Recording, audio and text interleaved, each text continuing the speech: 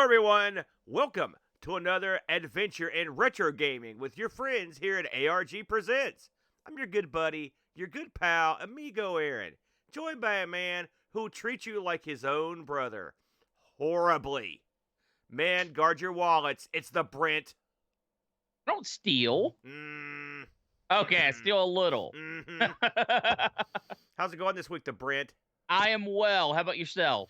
I'm super duper dandy, as always. Super duper dandy. I don't know about that. Yeah, except for the snow, I'm feeling fine. So, if you joined us last week, Brent, and thank you for those that did. We were actually surprised. We spun the wheel. We made the deal.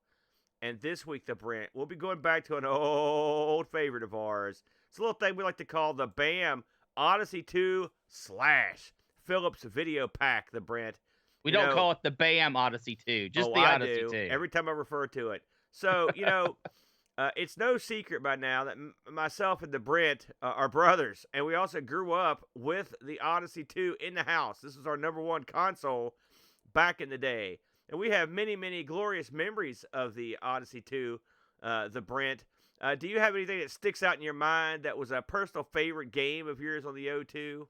Well, Aaron, we went from the BAM Odyssey 2 to the NES. We had some computers in between there. And actually, that's a good question. Is the Odyssey 2 a console or a computer? Well, you got a valid a question there. The answer is it's not a computer. It's in fact it's barely a console. Let's face facts.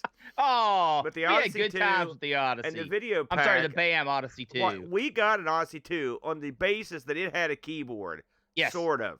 100%. It had a membrane. It had keyboard. Letters. Yeah, and my parents cunningly pondered the fact that not only would they be getting us something that we could play various Pac-Man ripoffs on, but we could also learn to program on or learn computer skills. So this was an incorrect answer, by the way, because the Odyssey 2 does not really use the keyboard for a whole lot of what I would call learning computer skills. Now, that doesn't mean the Odyssey 2 / Videopac doesn't have its share of educational tools or tools that use the keyboard. Which we never experienced. Well, we played some of those back in the day. What educational game did we play? That crypto game where you had to, remember it would mix a word up. We had that. We would play that occasionally. It was part of I have no idea what you're talking about. Well, there's a cartridge. It was a 2 racing games and that crypto game, and that was the only educational title I think we ever had. But also, you could type your name in with it when you played games. That was kind of cool. You could type your name in. It introduced me to that style of keyboard. So, yeah. It did its part. Yeah, the keyboard's horrible. Yeah. We all know that. Yeah, okay. No, it's the worst, and that's including such horrible the keyboards as the ZX Spectrum. Like even those keyboards are better than this one, but. Since we weren't doing any, no one's going to do any hardcore typing on the Odyssey 2 / Videopac. But it got the job done for getting your name in. Also, to be honest, it was a novelty because one of the other things that you could do with it was put overlays on it. And so there were several. Viva La Raza. There were several of the big games, the big board games that would use the overlays, like Quest for the Rings comes to mind, and the video overlays worked, or the keyboard overlays worked quite well. Yeah, they were beautiful as well. But that's the thing. The Odyssey, for all its flaws, and it has many, it did presentation on the shelf better than anybody. Yeah, I loved how their boxes looked. Yeah, the older boxes. I loved how their extra bits looked. Like you were talking about the overlays and stuff. It did all that stuff fantastically. Yeah. I even liked the cartridges that had the little handle on it. The handle to pull the carts out, yep. The only thing there was a question about when it came to the Odyssey 2 and Videopac are the games. These were not high-powered systems, and so you would have to use your assets cleverly. Now, yeah. A lot of the Odyssey 2 games were made by one guy. And he went through, I think his name, I'm trying to think of his name right off the top of my head, but he programmed the majority of the big titles for the Odyssey 2. Now, it's funny, we're experiencing for the first time the realm of games that we never knew about because thanks to the video pack aspect of this, the European slant, there's a whole universe of games out there that we've never really been exposed to, isn't there, Brent? Because I noticed as I was looking for a game to play this week, and I really wanted to try something I never played, and I did, and I think you did too. Yep. But I wanted to find something that was different, and there was tons of stuff out there, and that's not even touching on the Brazilian side of this, where the Odyssey 2 also had a presence and had exclusive games. It's funny, that's another system we just talked about, the Master System a couple weeks ago. This is the Odyssey 2 also had quite a following in Brazil, and they have exclusive titles, but there were tons of European titles, and you don't just get British titles. There's also French titles. There's a bunch. So we're actually, the Odyssey 2 for us is still putting out new games, and I've got to say, this new stuff that I've played, I've been pretty impressed. Yeah, it's interesting to go back and look at these consoles from a different region, to see the different styles of games, and also all the games that are later in a console or computer cycle. When the programmers really have a handle on what they're doing, they can squeeze more than was ever thought out of these systems. Yeah. And now the Odyssey is kind of held back. There's only so many sprites that you can produce, or at least that I ever saw on the Odyssey 2.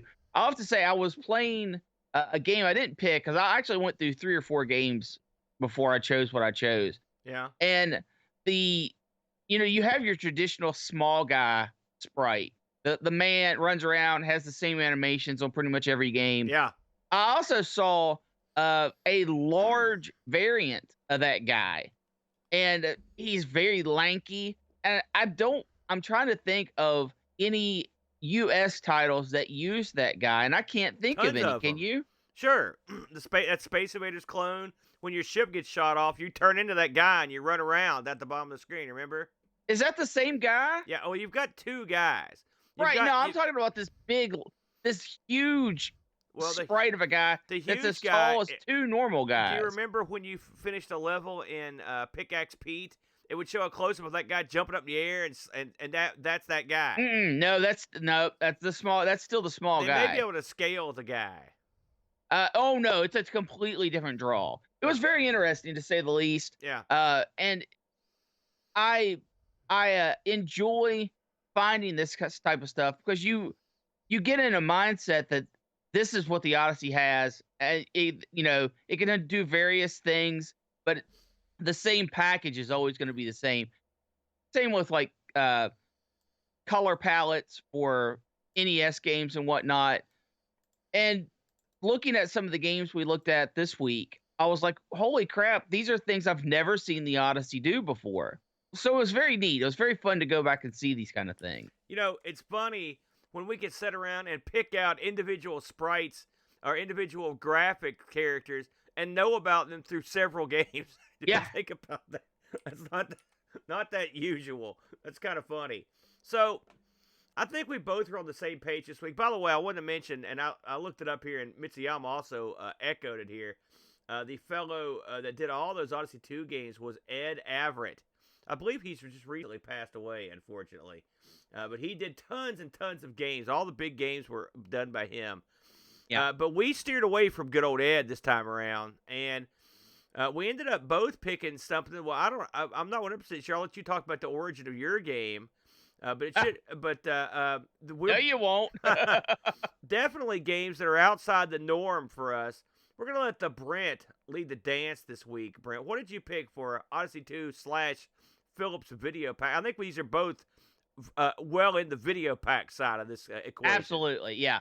I picked a game. Like I said, I tried out several different games that I'd never played before, and this one was so jarring I had to pick it. I picked The Mousing Cat, number 47 from the Philips Videopac. Who wrote this? Don't know. When did it come out? 1982. Published by Philips. It has the European style manual, which comes in a couple different languages. And this game is something that, on the surface, if you just look at the box art, if you just look at the manual, it's just a maze looking type game. That's how it's presented. But it's actually much more than that. In the game, you either play as the cat or the mouse, and kind of like the board game, Aaron, Berserk, that we played last week. You have different roles. You have the role of the cat and the role of the mouse. And after you play a game, you switch roles.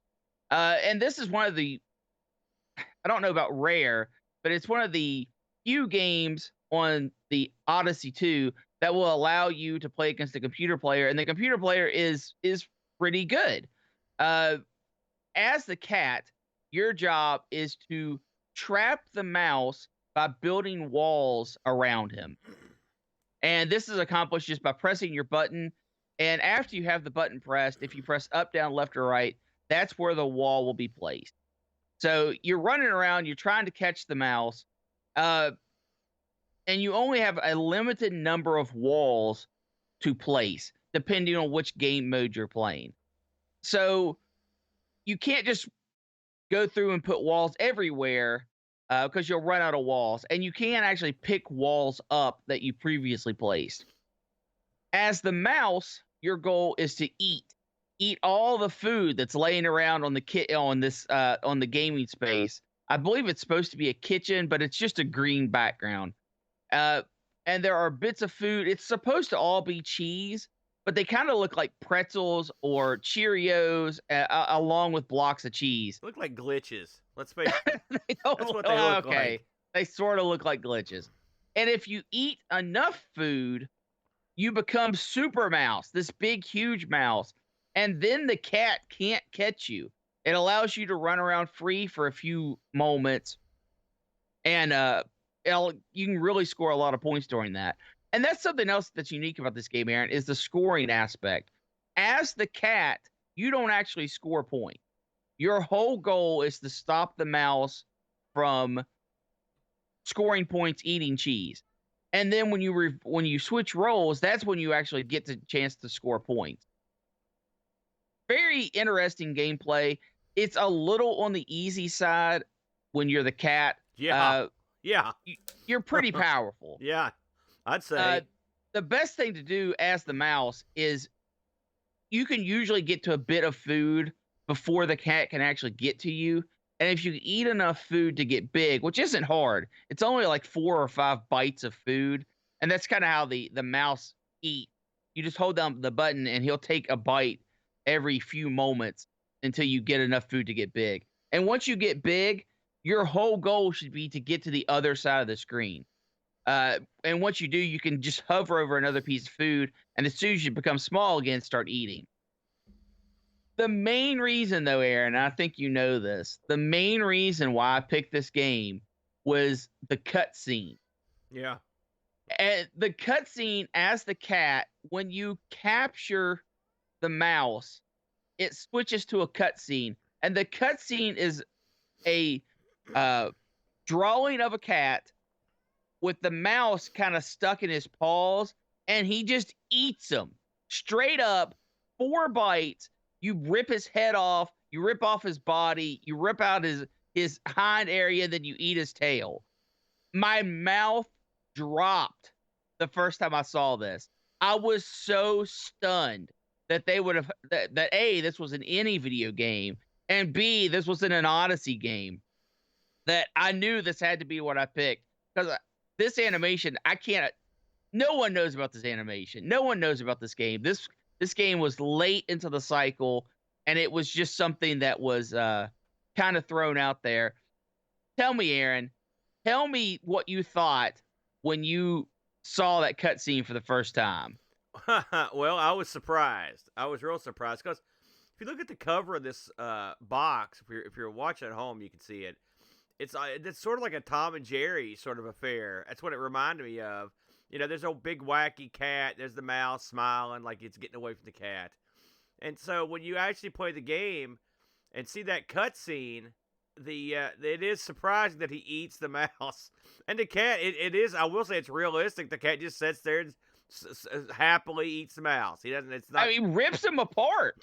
Yeah, he rips him apart. It's not like it's like one scene the mouse is there and the next scene the the mouse is just gone. No, the cat opens his mouth and eats bits of the mouse at a time. That'd be a great T-shirt, by the way. That The would. Brent, if that's something you could get on to for the ARG Presents T-shirt shop.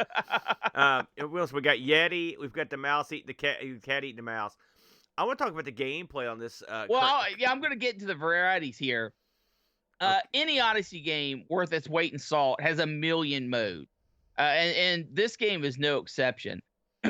Not only can you make the game faster or slower, or make the game have more or less walls that the cat has available to put up, but it has other variants where the food that you get will teleport around the screen, or sometimes the food will just disappear. And those all really hinder the ability of the mouse, and that's not what you want. The mouse side of this is definitely the more difficult part of the game. But the one addition that they do have that you have to play with, Game 5, is the introduction of mouse holes. And mouse holes are teleporters. You go into one, you pop out somewhere else. Playing without them is ridiculous. The mouse is at such a disadvantage that you have to give them something. And some of the other varieties of the game have the mouse holes teleporting to different places. I thought that was okay. The computer doesn't take full advantage of the mouse holes, but as a player, when you're playing as the mouse, you can really use that to your advantage, getting to those holes. I prefer the ones that are static, so I kind of know where I'm going. There's 3, so which mouse hole you come out of is kind of, I don't know if it's random or if it's based on the position you went in. I'm pretty sure it's random, but it adds another layer to the mouse's ability to get away, which is greatly needed.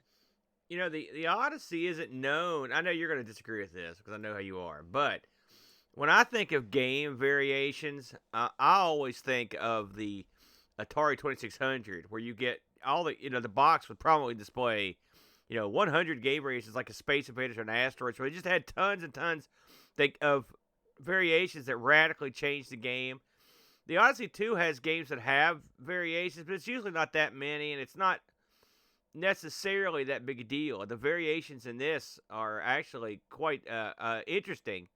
There's a lot of them. I think it was over 100 of them. Well, I mean, yes, but I'm pretty sure those variations include 1-player or 2-player, and include. Well, yeah, when you get 100 variations, there are gonna be some baloney ones in there. Yeah, silly things like the blinking food or the teleporting food.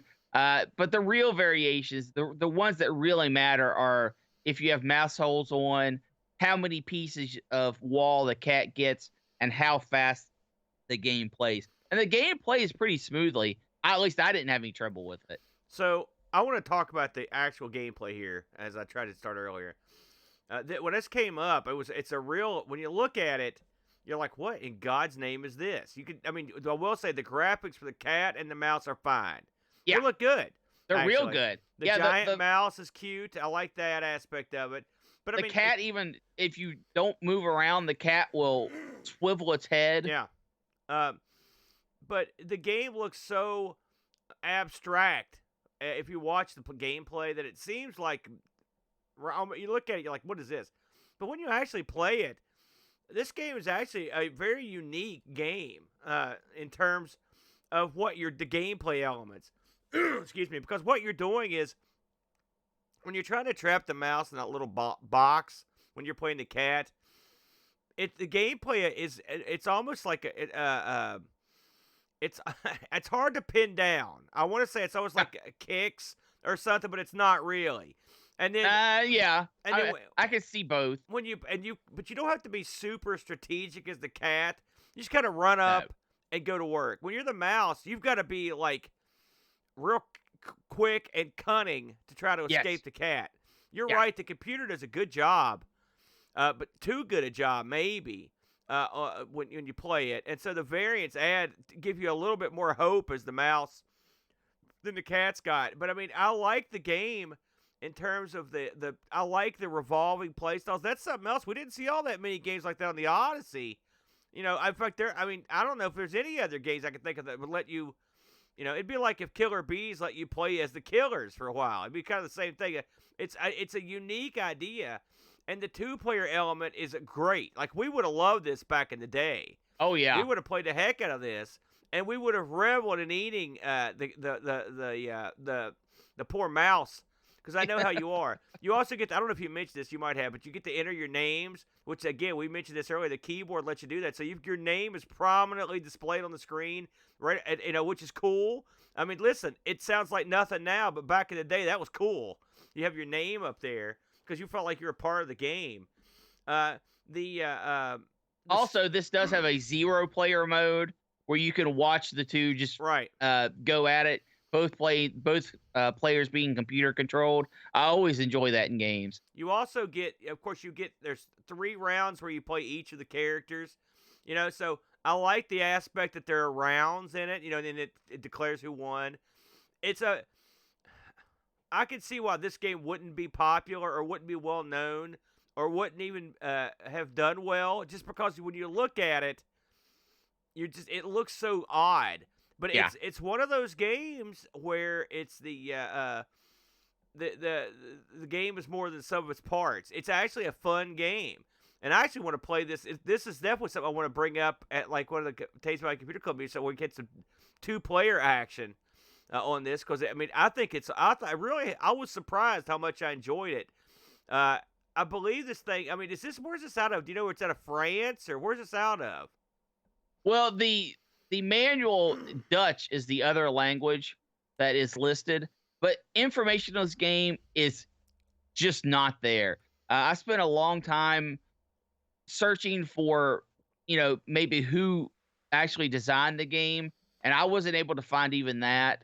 I would say that this was one of those end-of-the-road Odyssey games that it probably took a long time to get going. It was probably something that was supposed to be released 2 years earlier. And then once it was released, it was just kind of forgotten to time. I could be wrong about that. There might be some website out there that's completely dedicated to the mouse and cat, but if there is, I couldn't find it. Well, it's definitely one if you're someone at home or listening to this on the radio. If you're an Odyssey buff or a Videopac buff, don't judge this one until you play it. I will say I urge you to give this one a whirl. Did you get any reviews, anything like that, the Brent? There were 2 reviews that I found really? Back in 1984 yeah. and 1986, which seems very late, but yeah. They were both in languages I did not speak. And since they were scans, it wasn't something I could just translate. Yeah, I understand. Well, we did get some sweet Discord action from our good friend Pajako, who gave this one a whirl. He writes, overall, I found this game to be a button basher, and you could trap the mouse pretty quickly by just pounding the fire button, even on the higher levels. There's no real pattern to the mouse, so there's no real strategy to the gameplay. But watching the cat happily tearing into his prey piece by piece for a kid's game is brutal. If something like this came out today, there would be outrage. It was pretty cool, though. Graphics are nice for the machine, and the audio is what you would expect. The fact that as the cat, you don't score is not great. So when of course, you eat the other guy. That's sort of like scoring. The fact that is not great. So when the game is over, there's no sense of accomplishment or reason to go back and improve. Considering some of the other titles available, this one isn't quite up there, and it's not one I could see myself playing much. Maybe 2-player would be more fun. 5 out of 10. Burial. I think it's what he's saying. I wouldn't call that a burial. I think that's a fair review. It is very easy to catch the computer mouse, but for me, the challenge is being the mouse and trying to get away from the cat. I think I think maybe handicapping the cat a little bit more would have helped. Make him a little bit slower. A little slower would have went a long way. And of course, you playing on the higher difficulty or the higher skill level, limiting the walls and speeding everything up does go into the favor of the mouse. So at least that's a start. Always play this on a higher skill level. Yeah. It's funny. Very rarely would you request that a Odyssey game be made slower. So there you go. It's one of the very few. I'm assuming there was no eBay on this. No, I checked eBay. I couldn't find anything even remotely close. No completed auctions, no old auctions, nothing out there. Very good. Well, I enjoyed this one, Brent. I think it was quite interesting. So that was the catting. What was that? The mouse. The mousing I almost cat. called it the catting mouse. That would have been great. So I had looked around, much like you, the Brent, and I wanted to really get something that I hadn't seen before or played before. And we've played a lot of O2 stuff over the years, but again, not so much the Videopac stuff. I was shocked there was so much stuff I hadn't played. And so I like to get to these like video compilations of people playing these different games. And I found one that had like a 2-second clip of the game I found, and then I jumped into the rabbit hole, brother, and dug around. And the game I chose this week was called Chez Maxime or Maximum. I don't know how you want to pronounce that. You want to give it a whirl? Chef. No. So this game was this was a European game. I believe this one actually. I'm certain this one came out of France. And now the publisher and developer on this is up in the air.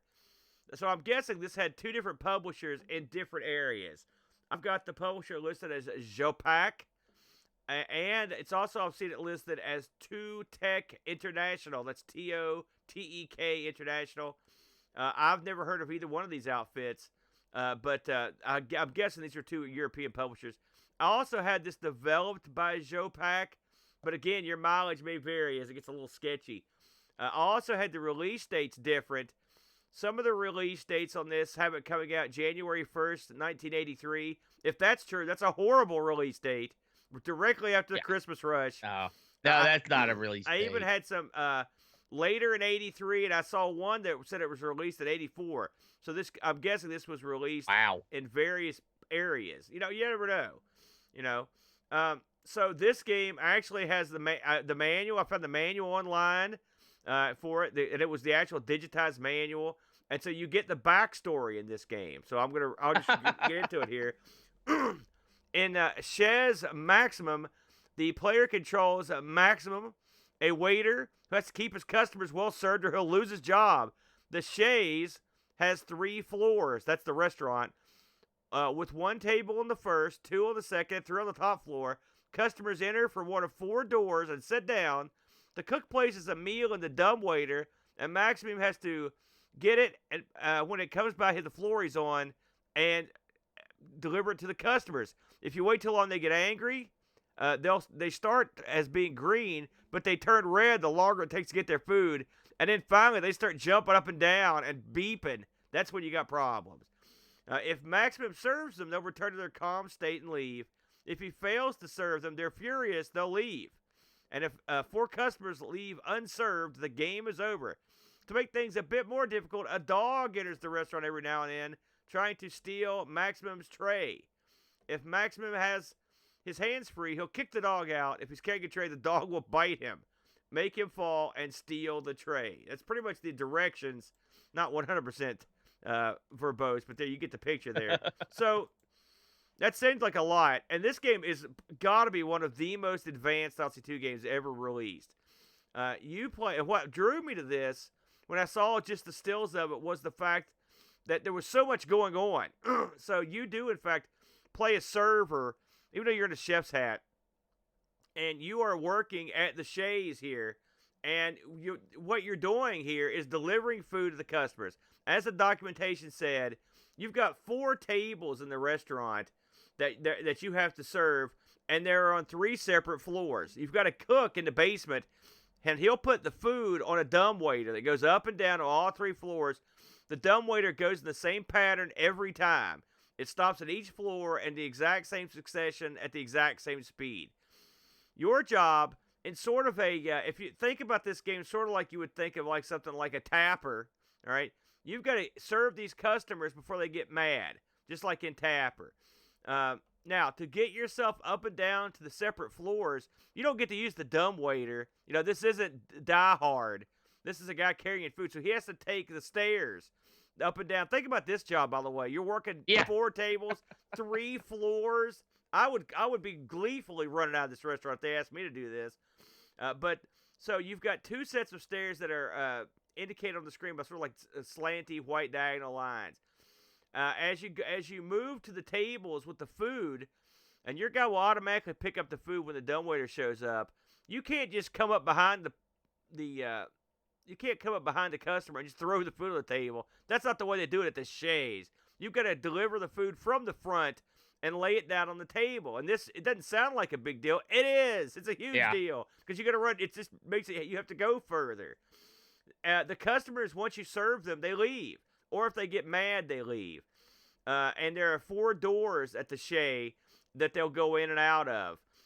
The instructions mention the dog. The dog will start coming, depending on the skill level you start at. The dog will come in later on if you just play at the basic level.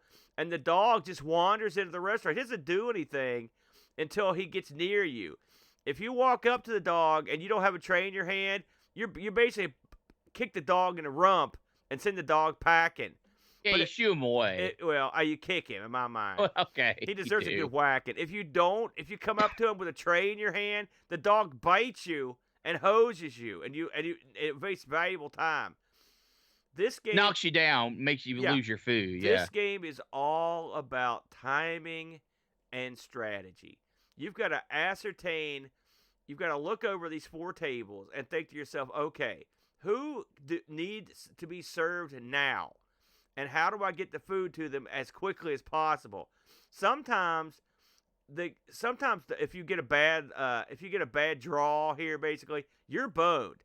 I mean, this is a non-stop action game. It is the most manic, like crazy game I've ever played for the O2 by a country mile. That serving these things, and when the customers start to get mad and they start jumping around, trust me, you know it, because it makes a beeping noise, and they get mad, and once you lose enough customers, the game's over. It's a high score game. You can play 1 to 2 player hot seat in it. It is a great game, and when I came across this thing, I was stunned at how much I loved it. This is instantly at the top of my Odyssey 2 games or Videopac games. And the fact that I never heard of it until I stumbled across it makes it even more special. What did you think of this one, Brent? I enjoyed this. I don't think I enjoyed it quite as much as you did. But the game has a core gaming loop, and it does that core gaming loop very, very well. It is, like you said, the manic press of, if a customer is too far away, he's already angry, or he's shaking, which means he's right on the verge of leaving. Maybe just write that guy off, take the L, and keep going. Because when you lose a customer, the game doesn't pause at all. One of your little guys at the top turns into an angry customer. You have 3 of them. That's how you know when the game's over. Yeah. So it's not like, well, if I don't go serve that guy right now, the whole board's going to reset anyway. It's not like that. Eventually you have to make the decision, I'm going to just let that guy go. Screw it. I'll be able to pick up the other guys, get things back in order. So that aspect of it's pretty cool. The very bottom floor, the basement, if you will, that has no tables. It's just the guy serving up the food. Yeah. They didn't have to add that in there, but I'm glad that they did. It's just a guy literally running back, grabbing food, waiting for the dumbwaiter, putting it on the dumbwaiter, going back, grabbing more food. It's a little touch like that from a visual aspect that really helps this game out. Yeah. Really, visually, this is a very appealing game. Everything looks like it should. My problem is with the gameplay loop. Like I said, the core is solid, but they don't add in nearly enough variety. Well, the dog coming. Go Go ahead. Sorry. Well, I'm saying there's an element to this game. I will admit, it's a lot of it's rinse and repeat, but there's a key element here that I wanted to go into, and since you've arrived at that point, I'll go into it. This game is great as a high score game, all right? And I don't think a lot of people would look at it in that aspect, because what makes this game a lot more fun are the scoring elements, and the way they've put the scoring elements in, it actually adds to the length of the game. Okay, so when you serve a green customer, he's nice and calm, all right, and you're bringing him his food, right? You get 30 points. If they're red, you only get 20 points, and when they're real angry, you only get 10 points. So you actually get 3 times as many points from serving happy people, okay? So what does that mean? Sometimes what you're going to want to do is just let someone stew, because you're going to get 3 times the points for. Think about this, by the way. You're in the restaurant and you've been there for 20 minutes, and they just served the guy that walked in. You know, you're super mad, but you get those extra points, and so you can start adding up to your score. I think the high score element of this game, like, that takes the place of the variety. I think that if you look at it from that perspective, yes. And I will say the dog is a nice touch. And the dog is welcome. And they probably could have used a couple other gimmicks like the dog, you know, admittedly. But when you look at the scoring in this, and when you add that to the mix, that really does amp it up. And it really changes the way you play. Because you'll bypass guys and just hope you could get there. The timing of the dumbwaiter and your guy's ability to move, like, this guy's not the quickest guy. Plus, he's covering 3 floors. So you're going to be barely missing that dumbwaiter all the time. And and that's another aspect of the game. You've got to plan ahead. Can I get there before that dumbwaiter goes? I got to hurry before I can get there. And that also makes the game challenging. I think between that and the high score system they've got here, that adds a lot of depth to a game that really isn't as deep as it could have been. I'm going to disagree a little bit. Is this a high score game? Yeah. I mean, yeah, that's why you play. Because there's no advancement. You don't go to a different restaurant. This is solely a high score game. I think the scoring is okay. I mean, yeah, you've got the 3 different levels of customer. They give you 3 different types of points. But they could have done more. I think, and that's my problem with this game. Not that it's not a good game. It's a great game. You're not going to spend hours and hours on this. At least I didn't. You're going to play this a few times. You're going to see what you think you can do to improve. You're going to try a few of the other game modes, which really the other game modes are just things happen faster, at least from what I saw. But they should have had, I guess my biggest complaint with this is they needed at least 1, preferably 2 more elements like the dog to keep this interesting. And it would have been nice to have had some form of advancement, and not even like you go to the next level, but just like a I don't know, maybe a palette swap on the building. It's just it's a static screen, and there is moving elements, but the background elements never change. It's always the same thing, and that's fine. It's an Odyssey game. I get that. I'm not really downing it for that. I just wish they would have done a little bit more in any of these aspects to improve the game. The sound on this is annoying as heck. I did not enjoy the sound at all. It's typical of the time. Well, I know, but when you have an angry customer, they beep. I love that. It's supposed to be irritating. That's what they're mad. That's supposed to be happy. I didn't enjoy it. You're not supposed to. It did its job. They're mad. They're making a fuss. Listen, I agree. However, this is a prime example of a game, okay? I'm calling out some suckers, all right? So, now, listen, I can't program, all right, obviously. I'm a dullard. But, you know, these people that they're porting stuff over to, like, the Amiga, for example, right? And you're looking for, like, a project that you could do that would get you over, like, or the Coco. You could do this on any machine, right? And you could do, like, you could start off with, you could have different setups, different restaurant setups. You could have different things come into the restaurant, you know. Here's something else. You could have the cook have like a girlfriend that would come around. You have to go chase her off because he stops cooking. There's a million little slants of stuff you could do to make the game more interesting. You could add a progression. I would love to see like a new version of this, like that was literally a remake, like that you could, with some of the stuff you talked about. I think it would be an awesome to port to a new system, because this is one that's like the bones of this thing are solid. Well, there are modern takes on this game. Like what? There are several. A lot of them are cell phone based games. There's even multiplayer games. Gosh, I cannot think of the name of that game. It's lost on me. Where you play multiplayer and you're serving food at a restaurant, and you have to. One person is cooking the food, one person's serving the food. I think like one person's like doing register stuff. I don't want that. I want this game like a new version. That's what I want. And there's not that. Overcooked. That's the name of it. This I think this is a problem. But I mean, overall, I think it's a great game. And by the way, I don't often do this, but I want to. If you're watching at home, I want to direct you to the cover of this game, the box, which is outstanding. It's a French waiter with a tray piled full of food that's coming off the top of the thing as he runs, and behind him, hanging onto a roll of sausages, is a dog. And this guy, that's pretty much the way I picture this guy. Just exactly like this. He's running around like a maniac. I love the art on this. It's great. Now, so we've established that it's a great game. It's a good game, yeah. This game was, as far as I can tell, this is a PAL-only release, okay? And so I looked this up on eBay, and I kept running across a game called Restaurant, okay?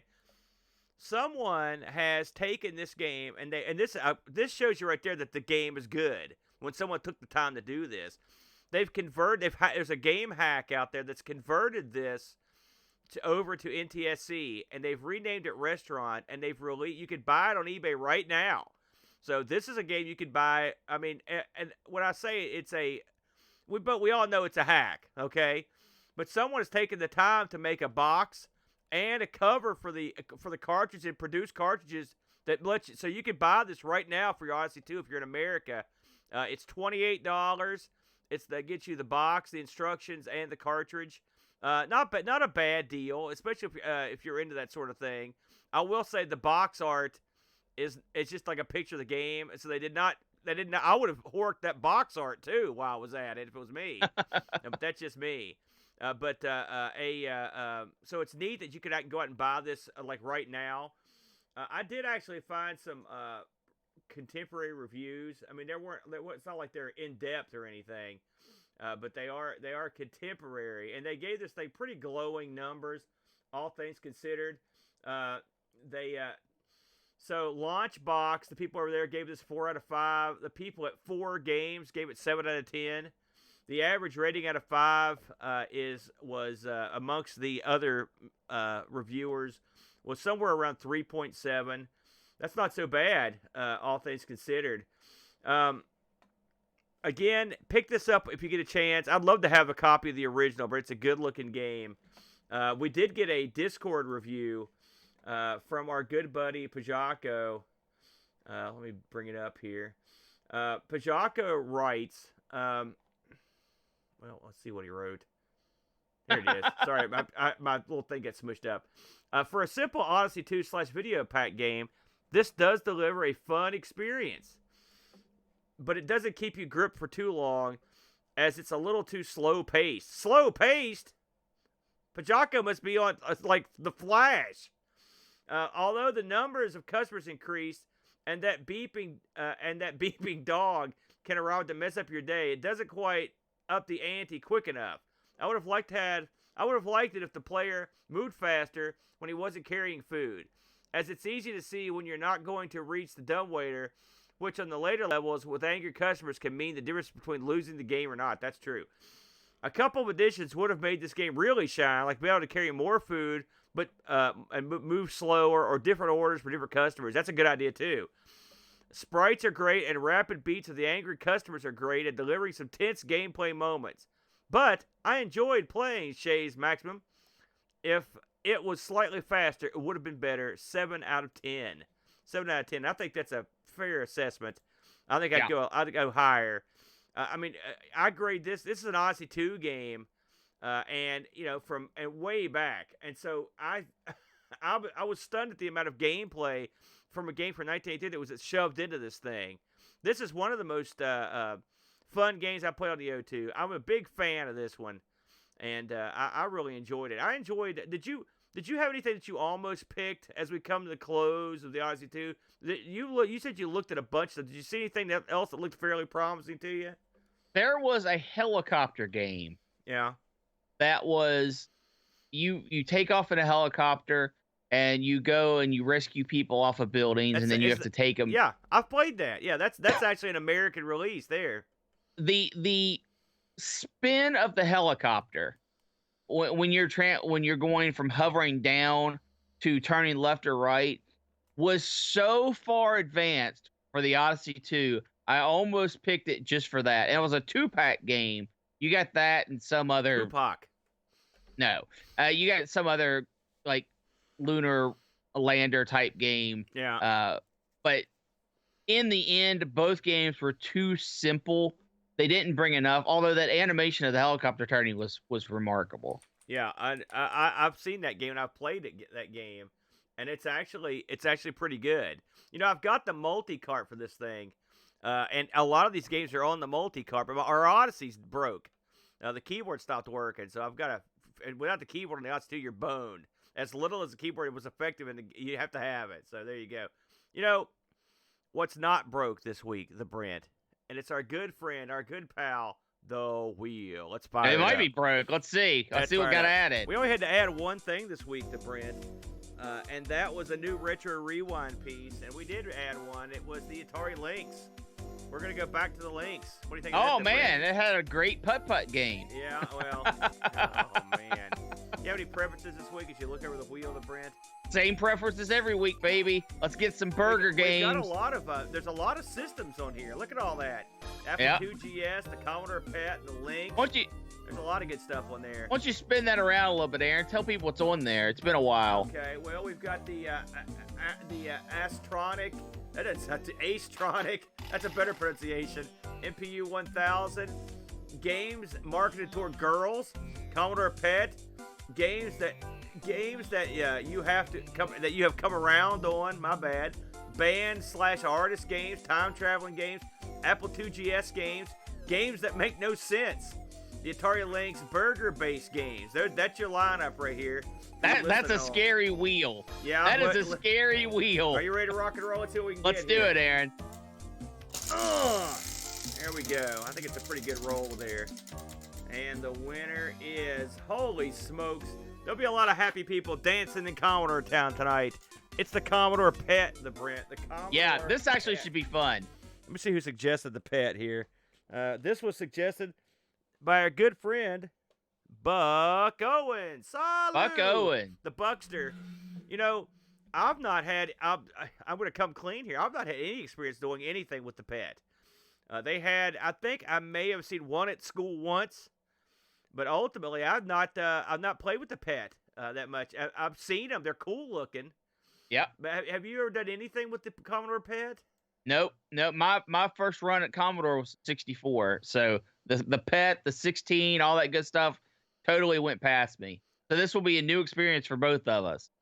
Great, and we luckily Johnny on the spot here, Paul Kitching has been putting up. He says he's been putting up tons of Pet footage on the YouTube. We don't need footage of your cat, brother.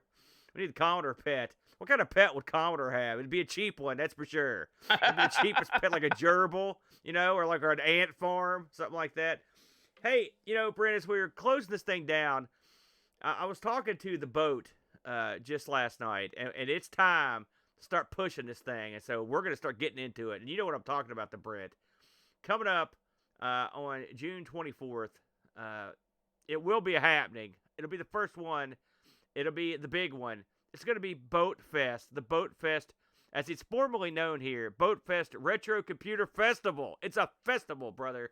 Oh, 2022. We upgraded to a festival, huh? It's going to be Friday, June 24th through Saturday, June 25th at the Holiday Inn Express in beautiful and scenic Winfield/Taze Valley, West Virginia. Just right off the Interstate 64. It's literally no one calls that Winfield. Well, I'm just saying it's about a 1-second drive from the interstate, and you're at the convention area, Brent. This thing's going to be a happening. I've already talked to a bunch of people that are coming down from Canada. There's a whole fleet of Canadians coming down. We've got people from all over the globe descending there at the Holiday Inn for Boat Fest 2022. This thing's going to kick off Friday, June 24th at 4 p.m., and we'll be running until the end of Saturday night around 11:30, and probably there'll be a little after-party action, if you know what I mean. And even Sunday, we'll probably get into some trouble with maybe taking some tours out for people that want to catch the some of the burial mounds or maybe the Mothman statue, that sort of thing. So we're going to get into it. It should be a lot of fun, Brent. And we're going to be doing some live shows there. I know for certain we're going to be doing Amigos and ARG Presents. I believe our good friend Jack Flack's coming to town, and he may do a live show as well. We're going to have video game competitions. Heck, maybe we'll throw in some of the games we just played into those competitions. We're going to have karaoke, hardcore karaoke. There'll be a little tipping back the bubbly, if you know what I mean. There's going to be a swap meet. We're going to have our good pal Frank from RetroRewind.ca coming in to offer his wares and his services. I'm going to be taking advantage of that because I'm going to be loading Frank down. I'm going to make sure I get all my crap recapped while he's in town. Be a good place to just bring your stuff, come to Boat Fest, get it fixed while you're out there kicking back a few. We're going to stream the entire event. And get this, Brent, just announced informally, there will be a sister event in I believe it's in the UK. I think our good buddy Chris Foles will be running this. And it's going to be the Boat Fest Europe, or Europa, if you will. And they're going to be we're going to be getting footage back and forth from those guys. They're going to be doing stuff over there. Boat Fest remote. Well, so here's the thing. It's still tough for out-of-towners to get into the States because a lot of those guys wanted to come, but they just can't get in. And we don't know what the status of the country is going to be in June. And so if you can't make it in, this is always a nice alternative to hang out over there with the boys. It should be a good time. What do you think about it, Brent? Yeah, I'm looking forward to this. I have a few things on tap that I'm going to try to do as well. Oh, man. Of course, all the live shows. I hope that the crowd comes ready for some fun, ready for some excitement, because I think we'll have plenty to offer. Yeah, I will say, I'm not saying this just to be a cute guy. I am cute. This will sell out. There are limited amounts of tickets available. If you go to, I believe it's Boat Fest. Let me look at the exact address here so I can tell you exactly where to go for this thing. You can go to the allevents.in, and if you look for Boat Fest, you can get tickets there. And you could load up, get you a couple, and come down. Tickets are pretty inexpensive. I think they're under $15, I believe. I believe you're incorrect. Oh, how much are they? Do you know? I didn't even look. They're more than that. They're less. They're not crazy. Yeah, you're not seeing Zeppelin or something. Yeah, no way. The tickets are priced to recoup cost of the convention space, not to become millionaires. Yeah, the convention space is nice. It should be a lot of fun. I'm trying to find. I know Boat Fest has an actual web page. I'm trying to find it desperately here. Now, of course, I will have it for next week. You can put that in the old description below, as they say. Yeah, fair enough. So, again, please ponder joining us there, especially if you're in the States or Canada or Mexico. Come on down and check us out. I'd like to meet as many people as I could. It should be a lot of fun, and we'll definitely get into some trouble. Mitch, Johnny on the spot, $25. Cheap. You're giving free money right there. Then no problem. So, next week, Brent, it's the pet. It's the pet. What's wrong? Don't go into marketing, Aaron. Are you in pain? Are you in pain there? I'm not saying we're getting free quite money. A bit of pain. It's going right in. It's going right back to the hotel, brother. Them convention centers don't come cheap, my friend. What's on your hat? Bend over for a second. What is that? What's that say? Oh, low morale. I can't read it. Can you just read it? You don't know what it is. The beatings will continue until morale approves, I believe. There you go. Well, that's a great way to end this show. Boy, this is all... I'll be editing for days. Thanks, everybody, for joining us. Again, join us for Buck Owens' pick next week, the Commodore Pet. And until then, go out and play some Odyssey 2, brother. Thanks for joining us today. Special thanks to Duncan Styles for our vector style graphic and Bart Pitt for our amazing music.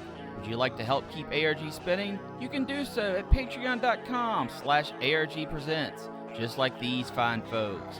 Mario Ramey, Z9K9, Jerry Dennington, John Dykeman, Retroalgy, Air Shack, Texas Foosballer, Sundown, Oram, Super Tech Boy, David Terrence, Mr. B, Roushie, Graham W. Vetke, Dave Velociraptor, Bernhard Lucas, Steve Rasmussen, Anthony Jarvis, Bitter Blitter, Pajaco 6502, Kevin Bean, Andy Jones, Andy Craig, Rob Black O'Hara, Jason Warrens, Mitsuyama, Chris Foles, Frodo and L. The Slow North. John Schaller, The On Collective, Gary Heather, Terry Howard, Olaf Hope, and Rollo. You can join us live every Sunday, 10 a.m. EDT on Twitch. Hope to see you there.